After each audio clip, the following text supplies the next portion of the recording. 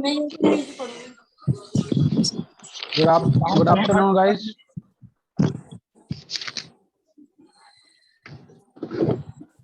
Good afternoon. अरे mic तो बंद कर लो सब लोग।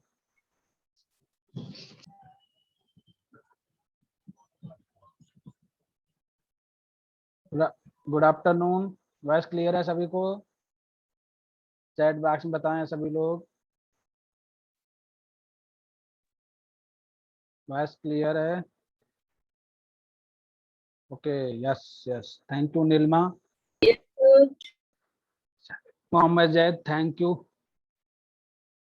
तो नाउ हम लोग स्टार्ट करेंगे।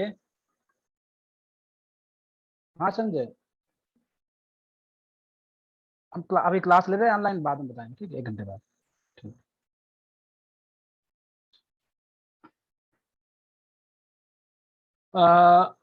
चलो, तो हम आज क्या पढ़ना है? आज वो कंप्लीट हो गया था। लास्ट स्पेक्ट्रोस्कोपी हम लोगों ने कौन सी पढ़ी थी? कमेंट बॉक्स में बताएं। मैं जानना चाहता हूं कि आप लोग मेरे साथ रहते हो या नहीं रहते हो। साथी हो? लास्ट स्पेक्ट्रोस्कोपी हम लोगों ने कौन सी पढ़ी थी? जल्दी बताइए, तब तक मैं पहुंच रहा हूं। मेरी आवाज सुन पा रहे हो सभी लोग? लास्ट स्पेक्ट्रोस्कोपी कौन सी पढ़ी थी? बोलो।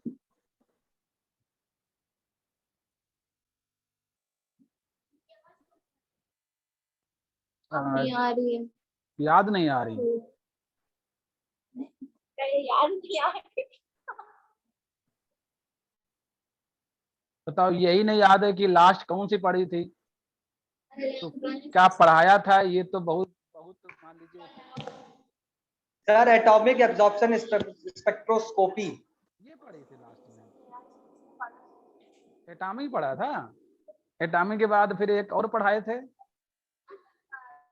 सर्कुलर डाइक्रोमिज्म वाला, सर्कुलर डाइक्रोमिज्म। हाँ, तो अब चलो, सीडी पढ़ा दिए थे ना? चलो सर, सीडी भूल गए ना? सर्कुलर डाइक्रोमिज्म स्ट्रक्चर, प्रोटीन का स्ट्रक्चर पता करते हैं ना? हाँ देखो, यहाँ पे कुछ लोग सीडी बता रहे हैं। नीलिमा, रत्नेश, रत्नेश, हाँ। चलो चलो, तो सीडी कंप्लीट हो गया था ना? सीडी कंप्लीट हो गया था। CD is completed with applications. कुछ बचा तो नहीं था? हो गया था ना? चलो, over. CD is over, CD is over. Yes yes yes. चलो, नाउ नाउ हम लोग आज पढ़ेंगे फ्लोरेसेंस स्पेक्ट्रोस्कोपी। नोट कर लो जल्दी से, कहीं पे नोट करिए जल्दी से। Fluorescence fluorescence spectroscopy. एक तो माइक ऑन किए, ऊपर से हर्षिता बोले नोट करिए नोट करिए। Fluorescence spectroscopy. तो आर यू रेडी? चलो, पहला पॉइंट तो यही है। दो चीजें आपको हम बताना चाहूंगा। देखो, फ्लोरेसेंस स्पेक्ट्रोस्कोपी और यूवी विजिबल स्पेक्ट्रोस्कोपी में आपको डिफरेंस करना आना चाहिए। और दोनों में डिफरेंस है, बहुत ही मेजर डिफरेंस है। वो डिफरेंस तब आप कर पाओगे जब आप पढ़ लोगे कि हाँ फ्लोरेसेंस स्पेक्ट्रोस्कोपी क्या है। मुझे जरा ये बताइए सभी लोग, क्वेश्चन मेरा सभी लोगों से है, फ्लोरेसेंस माइक्रोस्कोपी का कंसेप्ट अगर आपको पता होगा थोड़ा बहुत भी, तो इस स्पेक्ट्रोस्कोपी को भी आसानी से समझ लोगे। क्योंकि इसमें फ्लोरेसेंस का जो कंसेप्ट है वही एक बेसिक प्रिंसिपल है। थ्योरी में एग्जाम नहीं होना, लेकिन फ्लोरेसेंस का कंसेप्ट पता होना चाहिए। तो सभी लोग फ्लोरेसेंस का कंसेप्ट पता है सभी को? अगर नहीं पता है तो मैं एक बार रिवाइज करा दूं वो कंसेप्ट। बताओ क्या चाहते हो, जल्दी बता, कमेंट करके बताइए। Are you know about the fluorescence?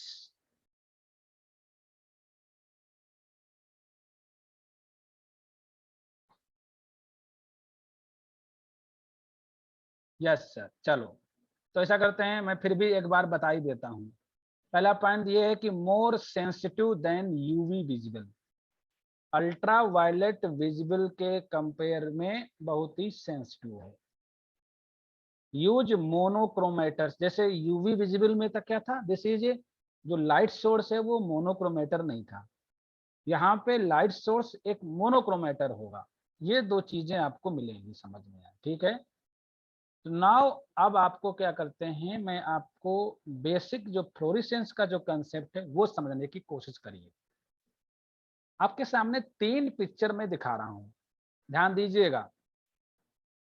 ये मान लेते हैं ए पिक्चर है, और ये बी पिक्चर मान लें, और ये आपका सी पिक्चर मान लें, या figure A, figure B, figure C.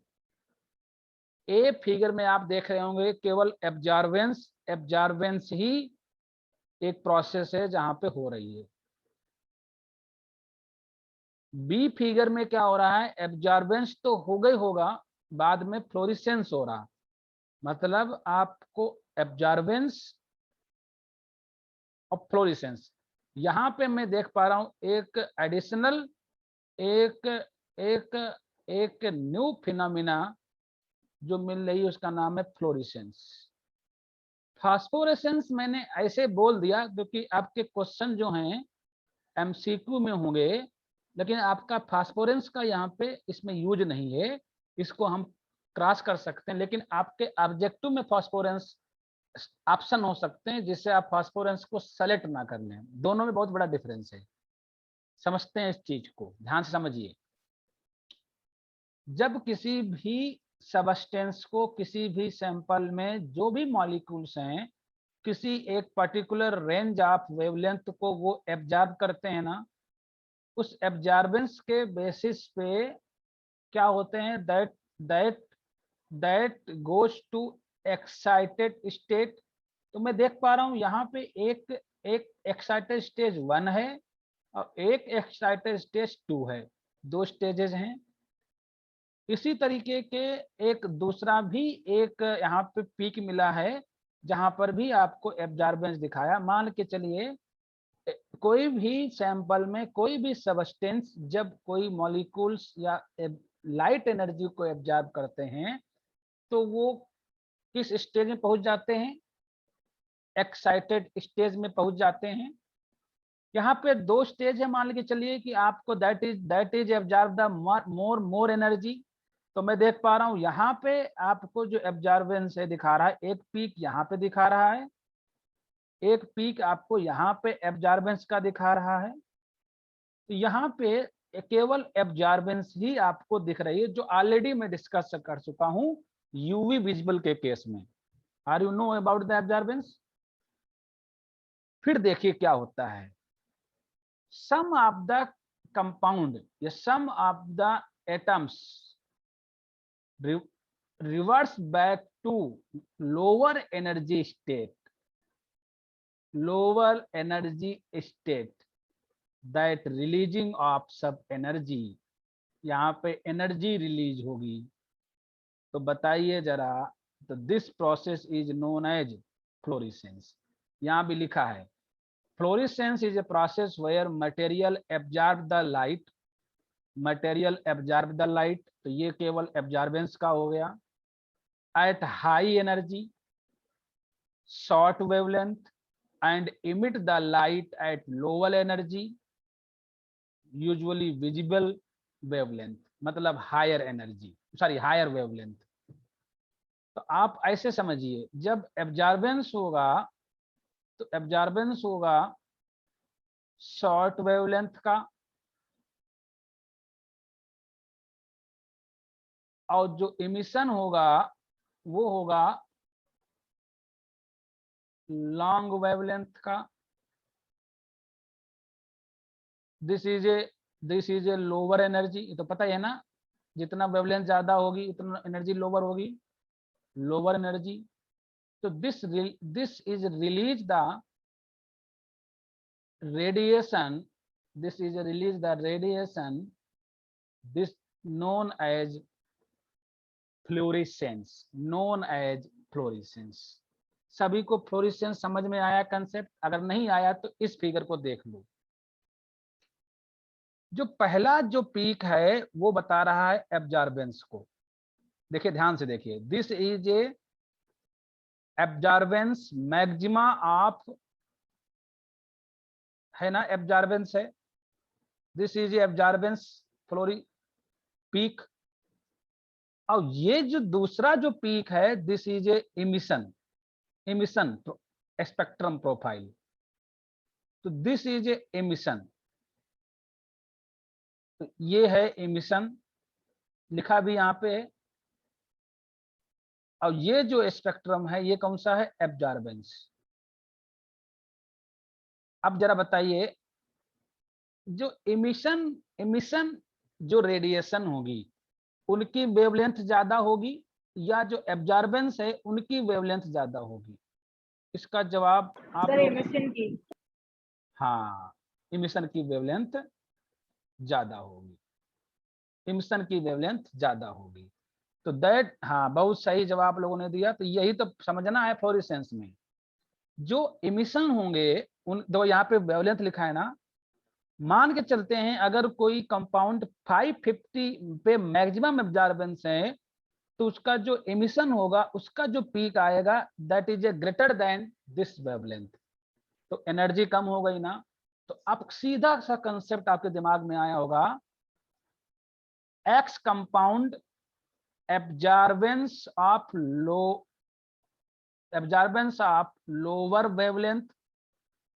Lower wavelength higher energy while emit higher wavelength lower energy. This process is known as fluorescence. This process is known as fluorescence. मुझे लग रहा है आपको फ्लोरेसेंस के बारे में सब कुछ समझ में आ गया, बेसिक कंसेप्ट। अब हम बात करते हैं कि फ्लोरेसेंस कुछ ऐसे कंपाउंड्स हैं जो नेचुरल हैं। मैं बताना चाहूंगा कुछ नेचुरल भी कंपाउंड्स हैं जो फ्लोरेसेंस करते हैं। अब सभी कंपाउंड नहीं करते फ्लोरेसेंस, ध्यान देखिएगा। हाँ, मैं एक बार बताना भूल गया, फास्फोरेसेंस क्या होता है, ध्यान दीजिएगा। देखो फास्फोरेसेंस ये होता है, कभी कभी क्या होता है कि एक्साइटेड स्टेट्स में ग्राउंड स्टेज आने पे एक एक और स्टेज आ जाती है जिसको बोलते हैं सेकेंडरी एक्साइटेड, मतलब यहां से यहां तक आ जाए, अभी कंप्लीट एनर्जी मतलब रिलीज नहीं हुई है, कुछ देर के लिए यहाँ पर भी रुक जाए, उसके बाद धीरे धीरे स्लोली जो क्या हो कि आपको एनर्जी इमिट करते रहे, तो इस प्रोसेस को बोलते हो फास्फोरेसेंस। ध्यान रखिएगा मेरे दोस्त, फ्लोरेसेंस तब तक होता रहेगा जब तक लाइट सोर्स उस पर पड़ता रहेगा, मतलब लाइट सोर्स जब तक पड़ता रहेगा फ्लोरेसेंस देता रहेगा। जैसे आप कभी ऑटो रेडियोग्राफी करिए तो यूवी लाइट डालते हो फ्लोरेसेंस मिलता है, जैसे लाइट आप कर दो फ्लोरेसेंस क्या हो जाता है? बंद हो जाता है।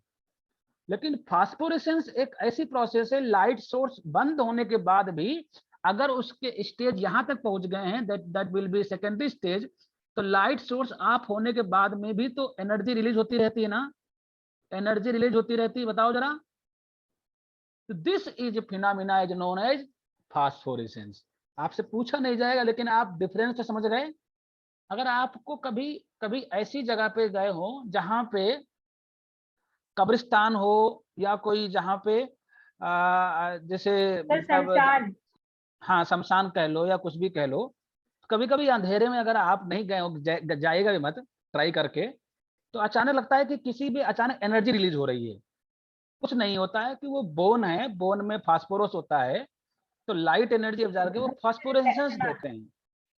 तो लोग लगते हैं, कहते हैं भूत आ गया ना, भागो यहाँ से, उसके पीछे रीजन है फास्फोरेसेंस।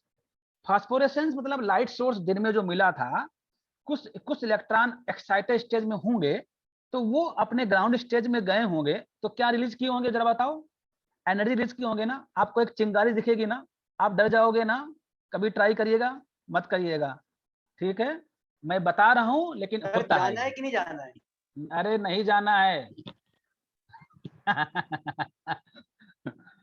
अरे ये बताओ, किसी का दिल कितना कमजोर है क्या पता, हम यहाँ से कहते हैं जाना है, बाद में दूसरी बीमारी, फास्फोरेसेंस अपनी जगह पे, वहां पे हार्ट अटैक अलग और चीज क्या है। सर? हाँ, हम क्यों अपने पे कोई ब्लेम लेंगे? हम इतना ही बोल सकते हैं कि समझने के लिए पर्याप्त है, ठीक है, बाकी आपकी मर्जी है जैसा आप चाहो, ठीक है, समझ गए ना फास्फोरेसेंस। चलो चलो अब उस पे आ जाते हैं। हाँ मैंने कहा था, माइक बंद करो जरा, माइक बंद करो, माइक मत ऑन करो, कौन है, देखो ध्यान से, नेचुरल भी होते हैं, नेचुरल। कभी आपने क्या कभी ग्रीन पत्ती को या ग्रीन लीफ को देखा है? पौधों में जो ग्रीन लीफ होती है, हरी पत्ती को देखा है ना, हालांकि यहाँ मैं रेड दिखा रहा हूँ। तो ये क्या करते हैं, ये रेड लाइट एब्जॉर्ब कर लेते हैं। अब कुछ बताएंगे हाँ देखे हैं, अरे ये तो ऐसे पूछ देता हूँ, कौन नहीं देखा होगा। रेड लाइट एब्जॉर्ब करते हैं और ब्लू लाइट एब्जॉर्ब करते हैं, ठीक है। और आप ग्रीन लाइट जो होते हैं ये रिपल कर देते हैं। ग्रीन लाइट जो होती है कि भाई जिस जिस कलर की कोई चीज दिखाई दे रही है तो तभी तो ग्रीन लाइट क्या करते हैं, रिपल कर देते हैं। इनमें क्लोरोफिल पाया जाता है, सब लोग जानते हो chlorophyll, chlorophyll A and chlorophyll B, that will be absorbance of red and blue lights, red and blue lights. यहाँ पर भी फ्लोरोसेंस होता है, हमको पता नहीं चलता है क्योंकि हमारी आंखों में ग्रीन इतना ज्यादा आ जाता है कि हम नहीं समझ पाते हैं। Green is not a florescence, green एक वो लाइट है जो रिपल होके आई है। मेरी बात को समझे ध्यान से। कुछ लोग कह रहे हैं ग्रीन मतलब रेड ब्लू डालते हैं और ग्रीन निकलते, ऐसा नहीं है। ग्रीन भी उसी सोर्स में है जो आपने विजिबल लाइट दिया है ना, उस विजिबल लाइट में भी तो ग्रीन है, ध्यान समझिएगा। चलो, तो वहां पर भी फ्लोरेसेंस मिलता है, इसको बोलते हैं नेचुरली। अगर आप एक्सपेरिमेंट करना चाहते हो तो आप कर सकते हो कि अगर हम ब्लू लाइट देते हैं, केवल ब्लू लाइट देते हैं, ध्यान दीजिएगा, केवल मोनोक्रोमेटिक लाइट देते हैं, और आपको अगर ये पत्ती ग्रीन दिखाई पड़ रही है तो इसके पीछे क्या कारण होगा आप बता दो जरा मुझे। अगर किसी लीफ को हम ब्लू लाइट देते हैं लेकिन वो लीफ ग्रीन दिख रही है, इसके पीछे क्या कारण होगा? या हल्की सी हो सकता है कि ग्रीन हो सकता है, या हल्का सा रेडनेस तो क्या होगा? फ्लोरिसेंस होगा। आप समझ गए ना, आप समझ गए ना। ये वो लाइट है जो सोर्स में नहीं था, हमने उस पर केवल ब्लू लाइट डाला है ना, तो या तो ब्लू दिखना चाहिए। ये वो लाइट है जो सोर्स में नहीं था। ग्रीन लाइट रेड लाइट किसके कारण होंगी? फ्लोरिसेंस। बताओ कितने लोग समझ गए? तो फ्लोरिसेंस वो लाइट होती है जो सोर्स में नहीं होता है, वो तो इलेक्ट्रॉन के ग्राउंड स्टेज में जाने के कारण यहाँ पे एनर्जी रिलीज होती है, और this energy in the form of wavelength. अब ये हायर वेवलेंथ होगी तो हायर वेवलेंथ जनरली ग्रीन हो सकता है या रेड हो सकता है। मेरी बात को समझ गए हो सभी लोग? बच्चों कितने लोग ये बात समझ गए? चलो, अगर समझ गए हो तो नेक्स्ट पॉइंट पे आते हैं।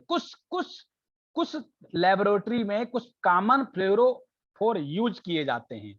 ये एग्जाम्पल लिख लीजिए और कहीं पे नोट कर लीजिए, क्वेश्चन इससे जरूर आएगा।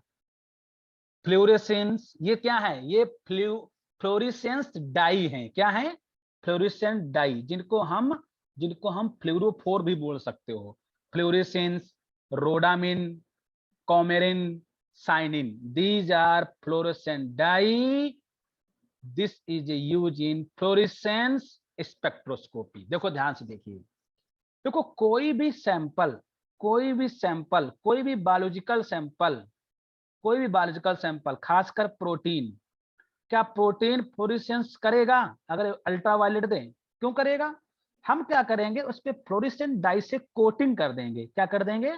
कोटिंग, या इसको कह सकते हो स्टेन कर दो, स्टेन कर दो किसी भी प्रोटीन को, किसी भी एंटीबॉडी को, किसी भी मॉलिक्यूल्स को हम फ्लोरेसेंट से टैग कर सकते हो।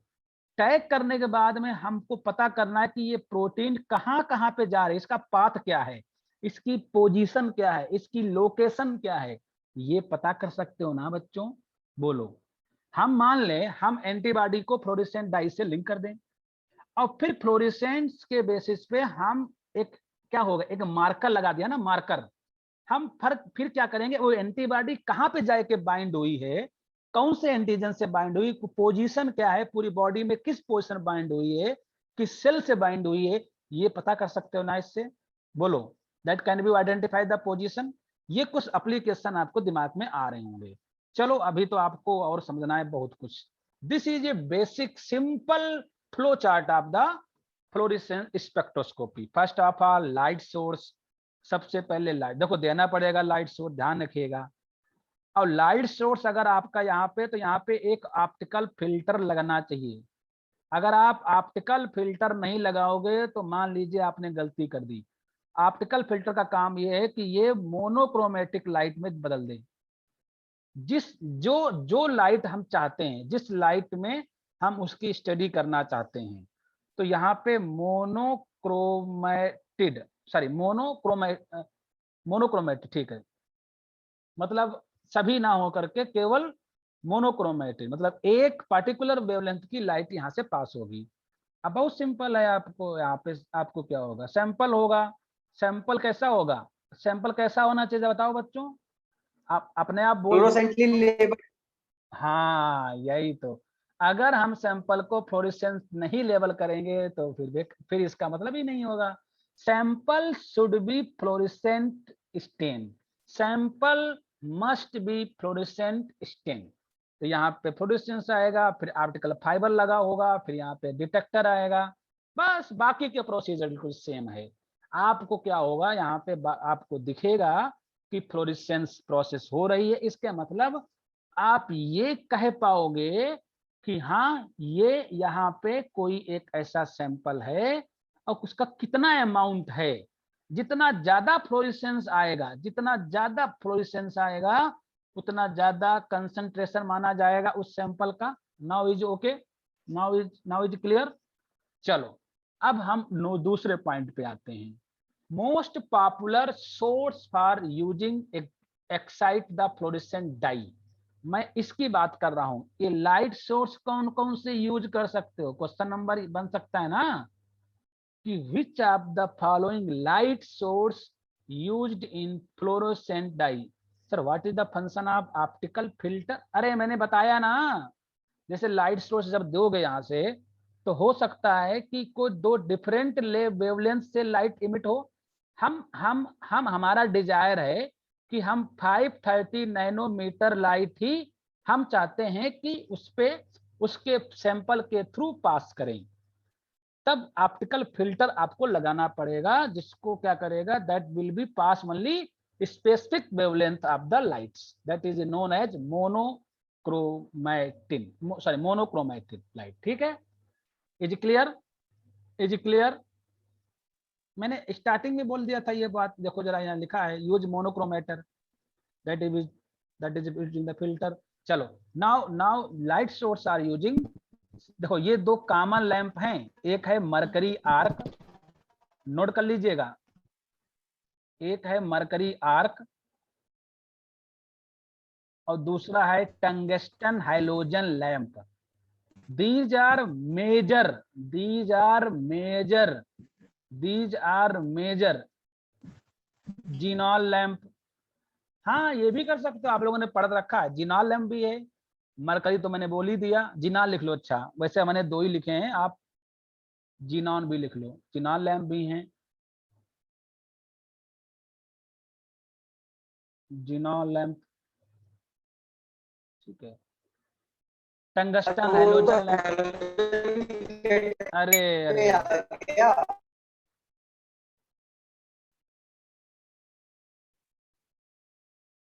अब आते हैं, ये कंसेप्ट भी याद कर लो। कल आपसे पूछा जाता है कि डाइक्रोइक मिरर, हालांकि ये मैं पढ़ा चुका हूं फ्लोरेसेंस माइक्रोस्कोप में, ये मैं अलग से बता रहा हूं क्योंकि आपके में क्वेश्चन हो सकता आ जाए, अगर किसी ने अगर क्वेश्चन बनाने वाला का दिमाग अगर यहाँ पे गया इस मिरर पे, जरूर पूछेगा what is the dichroic mirror.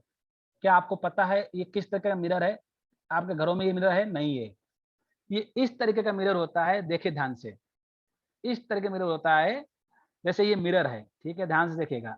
तो this is a mirror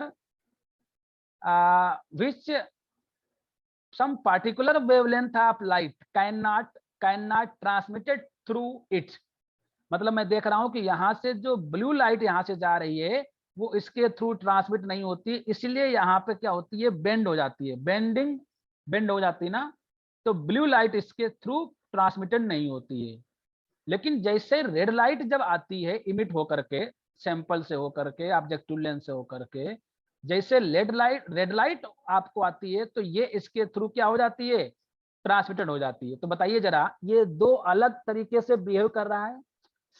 some wavelength of light cannot transmitted through it while other wavelength of light transmitted through it।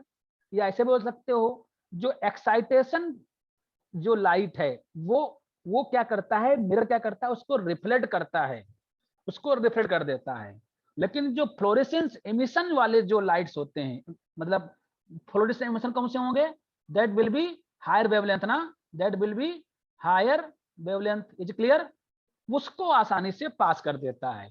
This mirror is known as dichroic mirror, this mirror is known as dichroic mirror, is clear. सभी को समझ में आ गया इस mirror के बारे में। कल को अगर यहाँ से क्वेश्चन आ जाए तो आप कर लोगे, मेरी उम्मीद है। डाइक्रोइक मिरर,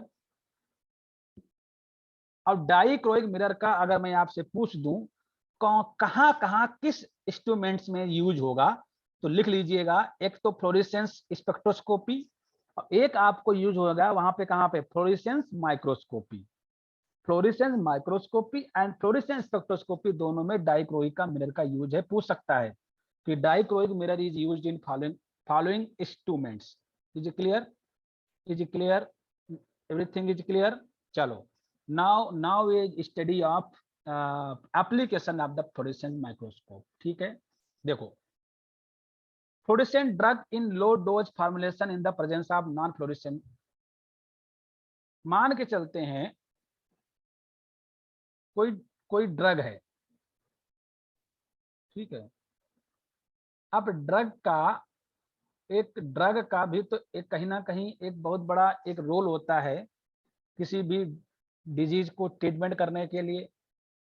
तो ड्रग का कितना कंसंट्रेशन, ड्रग को किसमें डिजॉल्व करें, ड्रग का कैसा स्ट्रक्चर होना चाहिए, ये फॉर्मुलेशन में के अंतर्गत आता है। तो जब फॉर्मुलेशन करते हैं तो उसको हम फ्लोरेसेंट टैग कर देते हैं, जिससे हमको फॉर्मुलेशन में मदद मिल जाती है, एक अंदाजा लग जाता है कि हाँ, ये कंसंट्रेशन पे हमारी जो ड्रग है एक पार्टिकुलर टारगेट साइट पे जाकर के, एक टारगेट जो साइट है उस पे जाकर के पहुंच पा रही है। भाई आपको क्या पता, आपको पता है माइस में स्टडी की जाती है ना। अब माइस में ये ड्रग हमने इसको जब दिया तो ये ड्रग उस टारगेट पे, टारगेट जहां इसका है वहां पे गई या नहीं पहुंची, ये कैसे पता चलेगा? अगर हम ड्रग को क्या कर दें, drug is coated with fluorescent dye, drug को अगर फ्लोरेसेंट डाई से कोट कर देंगे तो कर लोगे ना। चलो नेक्स्ट देखिए क्या है, limit the test where impurities the fluorescence. भाई बहुत सारी इम्प्योरिटीज होती हैं किसी किसी चीज में, वहां पर भी कर सकते हो। जैसे मैं देख पा रहा हूँ बहुत सारे बायोलॉजिकल सैंपल में हमको पता है कि हमने क्या किया, प्रोटीन है उसमें, कार्बोहाइड्रेट है, डीएनए है, हम कुछ ऐसे बाइंडिंग कंपाउंड डाल देते हैं जो प्रोटीन से बाइंड करते हैं, और वो बाइंडिंग कंपाउंड फ्लोरेसेंट लेवल होते हैं। तो जब प्रोटीन से बाइंड कर जाएंगे तो हमको पता चल जाएगा ना कि हाँ इसमें प्रोटीन है या नहीं है, कितनी है। कभी आप इलेक्ट्रोफोर्सिस पढ़ते थे ना, जानते हो इलेक्ट्रोफोर्सिस में? तो हम इलेक्ट्रोफोर्सिस में प्रोब यूज करते हैं।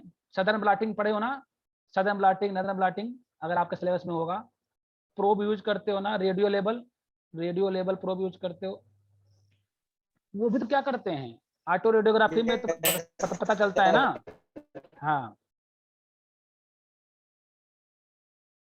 चलो, और कहाँ पे यूज है, study of binding of drug and बात वही हो गई घुमा फिरा के। widely used in bioanalysis of measuring small amount of drug study, drug protein binding, that will be wide role in fluorescence का microscope, fluorescent spectroscopy। now everything is clear about the fluorescence spectroscopy। कोई भी अगर doubt हो बता सकते हो, नहीं तो हम दूसरे स्पेक्ट्रोस्कोपी, उसका नाम है एक्सरे क्रिस्टलोग्राफी। सर ग्राफ एक बार समझा दीजिए। ग्राफ में आपको मान के चलते हैं, आपको क्वेश्चन ग्राफ बनाने को तो नहीं आएगा, लेकिन आप समझिए ध्यान से। हम ग्राफ में ये बताने की कोशिश कर रहे थे कि एब्जॉर्बेंस और इमिशन, एब्जॉर्बेंस और इमिशन इन दोनों की वेवलेंथ में डिफरेंस है। एब्जॉर्बेंस की वेवलेंथ होगी लो वेवलेंथ, और जो फ्लोरेसेंस के समय जो लाइट इमिट होगी, ध्यान समझिएगा, वो इमिशन जो लाइट इमिट हो रही है उसकी वेवलेंथ क्या होगी, ज्यादा होगी। तो this is a emission spectra. एक बात ध्यान दीजिएगा, हमारे रिजल्ट्स में हमेशा किसका स्पेक्ट्रम किसका बनेगा, आपसे मैं पूछूं अगर, जिसने पूछा है स्पेक्ट्रम किसका बनेगा, इमिशन लाइट का बनेगा या एब्जॉर्बेंस का बनेगा, आपका जवाब होना चाहिए इमिशन का।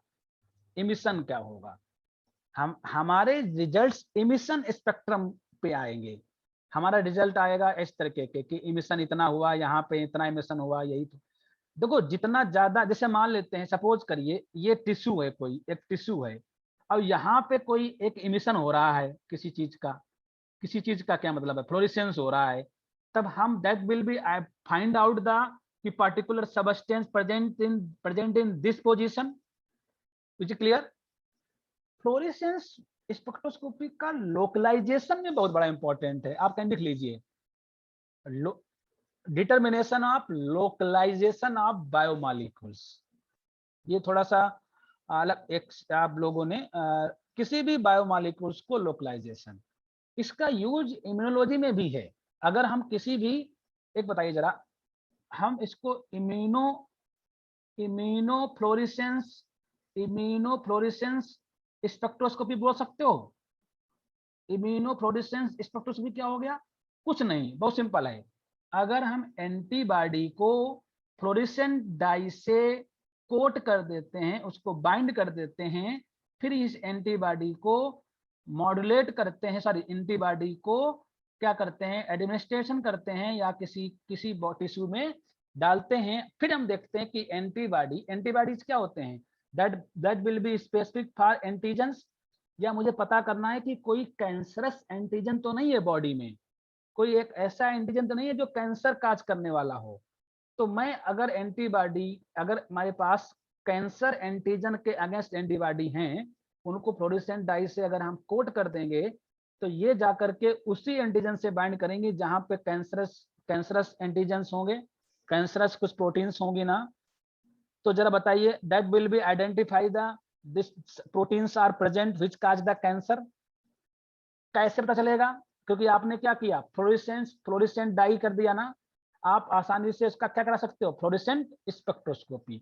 फास्फोरेसेंस, अरे भाई फास्फोरेसेंस समझिए क्या होता है। देखो फास्फोरेसेंस एक तरीका ये है कि एक्साइटेड स्टेज में गया और कंटिन्यूसली ग्राउंड स्टेज में आ जाए, तो क्या होगा, एक बहुत ही कम समय में फ्लोरेसेंस।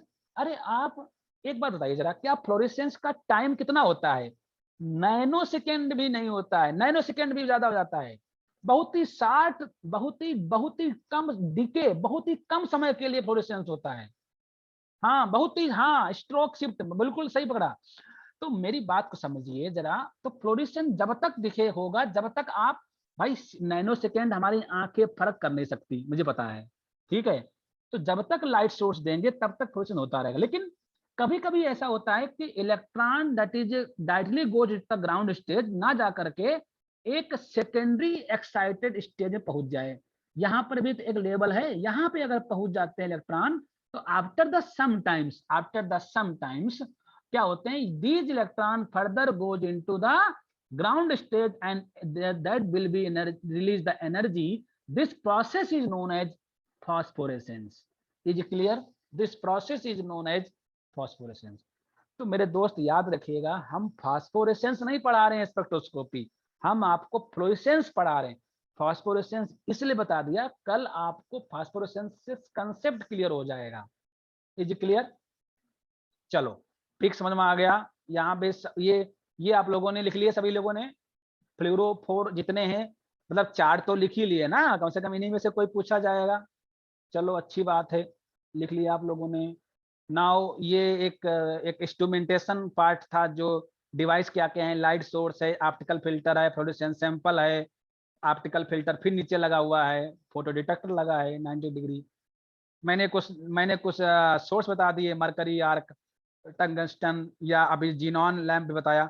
वैसे तो 20 इसके सोर्स कम से कम मैं देख रहा था 12 बहुत सारे हैं, लेकिन हमने सोचा कॉमन बता देते हैं जो मोस्टली जो स्पेक्ट्रोस्कोपी है फ्लोरेसेंस उनमें यही मोस्टली यूज होता है। These are most common source of the source that use for the exciting fluorescent dye. Concept समझिएगा, ये वो सोर्स हैं जिसको फ्लोरेसेंट डाई को एक्साइटेड करते हैं ना।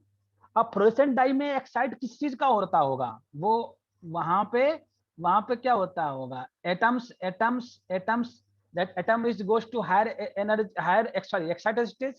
Is it clear? These are dichroic mirror का कंसेप्ट क्लियर हो गया।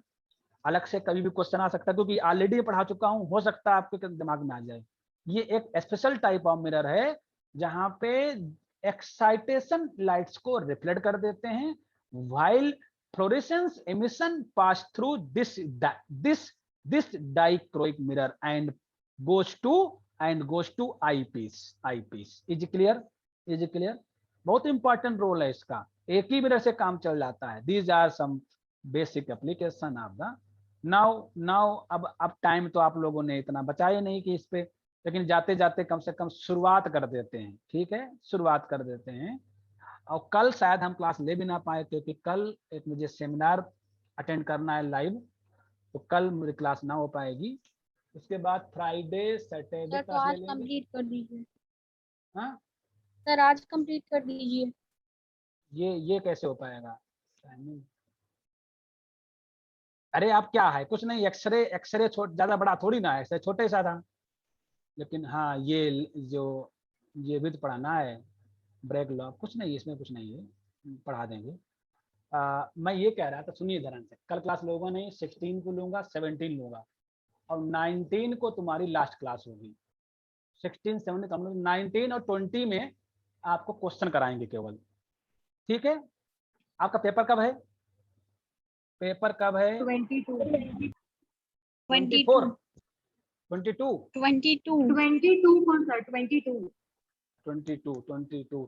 तो हम आपको केवल 19 करा देंगे पेपर। ठीक है, 2 घंटे क्लास ले लेंगे, 19 करा देंगे, हालांकि 16 को कंप्लीट हो जाएगा। चलो अभी एक काम करते हैं, इसमें अब क्या देखो, एक्सरे क्रिस्टलोग्राफी कुछ नहीं है इसमें। पहली बात, एक्सरे रेडिएशन यूज करोगे, कुछ मोटे मोटे पॉइंट समझ लो, जैसे हम आगे क्लास में पूरा हो जाएगा। फिर क्या करते हैं, किसी भी सैंपल का क्रिस्टलाइजेशन करते हैं। क्रिस्टल जैसे प्रोटीन है उसको क्रिस्टल कर दो, क्रिस्टल जानते हो ना, उसको सॉलिड फॉर्म में क्रिस्टलाइज कर दो। फिर यहाँ पे एक डिफ्रैक्शन पैटर्न दिखेगा, ठीक है, फिर इलेक्ट्रॉन डेंसिटी मैप बनेगा और फिर एक इमेजिन पिक्चर आएगी जो एटॉमिक मॉडल को बताएगी। कभी आपने एक्सरे किसी का फ्रैक्चर हुआ हो, एक्सरे आपने देखा है उसका? अगर आपने एक्सरे देखा होगा तो ये टेक्निक आपको समझ आ जाएगी। कहीं ना कहीं देखे होगा, किसी का बोन फ्रैक्चर होते हैं तो एक्सरे करवा लो, या कहीं पे चेस्ट का एक्सरे करवाते हैं, आप लोगों ने देखे हैं ना कहीं? Yes sir. हाँ बिल्कुल। तो मान के चलिए अगर एक्सरे वो आपने देखा है तो वो कंसेप्ट बिल्कुल यहीं पे बैठेगा। मैं इसमें मोटा मोटा बताना चाहूंगा, देखो ध्यान ऐसा समझिए जरा, एक्सरे कौन सी लाइट है, जरा समझिए ध्यान से, आप थोड़ा याद करिए, एक्सरे हाई एनर्जी है या लो एनर्जी है? ये अगर आप स्पेक्ट्रम पे जाइए तो कहाँ पे बैठा लोगे इसको? यूवी के पहले जाएगा, हाई एनर्जी, वेरी लो, हाँ high energy low wavelength, high energy, हाँ बिल्कुल यूवी के बिफोर, वेरी यूवी के बाद मत ले जाओ भाई, बहुत हाई एनर्जी है एक्सरे की। X ray, gamma rays, these are high energy.